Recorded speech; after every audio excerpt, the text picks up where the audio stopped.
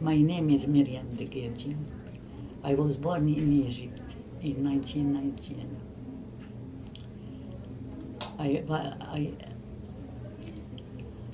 My parents were born in Egypt, and my grandparents also were born in Egypt. But I believe we coming from France and the French colonies, Algeria, Morocco, and Tunis. My grandmother used to say that her parents were from Morocco. She used to say, but I don't know if she was sure of what she said because she was very old, but she was proud of her origin, and she could speak Spanish, and she could speak French. What was life like for you in Egypt? In Egypt, we were a big extended family. I had 8 brothers and sisters, and we were living in a big house, which not exactly like house, because in that time there was no, in the city, you don't have houses, you have apartment buildings, but not big apartment building, 2 or 3 stories with 4 or 5 family in the whole building. And we were like family, we were a mixture of Muslims, Christian, and Jewish in one building. Like in the building where I was living, we had 2 Jewish family, including mine, and 2 Muslim family and 1 Christian Orthodox family. And we, all of us, all those people, we were like one family, and we celebrate our holidays together. They celebrate for our holidays. They used to send us the cookies and the goodies they knew that we like, and we used to send them also at Ramadan, the things of Ramadan that they liked. And either my kid brother used to have small lantern of Ramadan, because at Ramadan the little children used to have some little lantern and walk in the street to say that the end of the fasting happened, and to tell the people it's time to eat.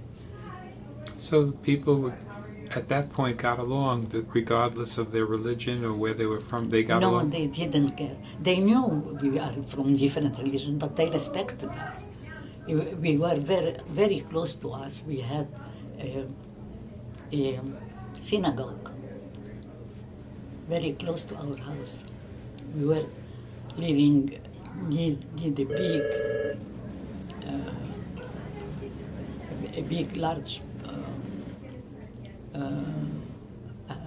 avenue, and one of the angles of this avenue had the synagogue called Neve Shalom. What city or town were you in? Where were you living in Egypt? In Cairo. In Egypt there was also a kind of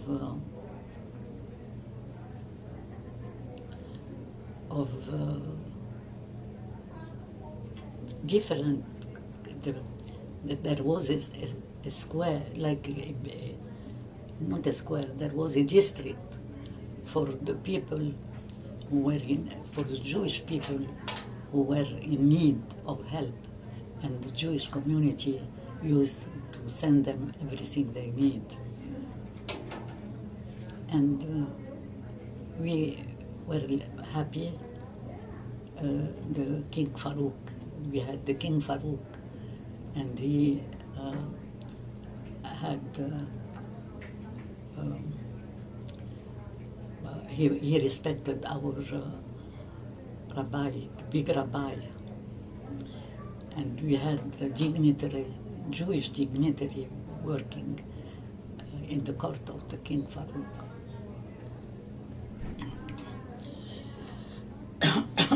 We were never bothered. We used to have it. My father decided to choose the Egyptian nationality. And my mother was of Italian origin, but she also became Egyptian. And my father decided that Egypt is a beautiful country, and to live in Egypt, we should be assimilated and became a good citizen. And that's what happened. We were very happy and we were very good citizens, and all the Jews have very good friends, Egyptian friend, and my father had his best friend was a Muslim doctor, optician for the eyes house. He was like his mentor because he was older than him. And in the same time, my father knew him because he was his lawyer. But we got acquainted with the family, and they used to invite us in their farm. We used to go in their farm. For us, it was something wonderful because we were city people. We didn't know about the farms. And in the season of the harvest, they used to send us big containers of oranges of the thing of their harvest. They used to send us home, in our home.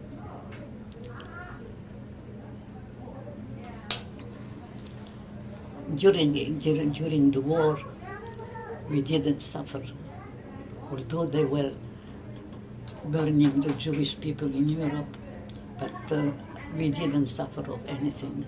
There was some restriction for all the inhabitants, not for us, because they had to nourish and feed the British soldiers who were occupying Egypt during the war. And some rations and things like that. But we were never bothered, and we went to the beach in summertime, and we went to the picnic on the Nile and everything. And Rommel was there, and we weren't bothered, because Rommel was lost. But he was a good man, they say. I don't know. I think he was a good man because they executed him when he left. So the girls used to go to French school, and the boys to the Egyptian school. And when the students used to make strikes against the British occupants, my brother used to go with their Egyptian friend. They'd go in front. They were like kind of leader because their Egyptian friend, comrade, loved them very much.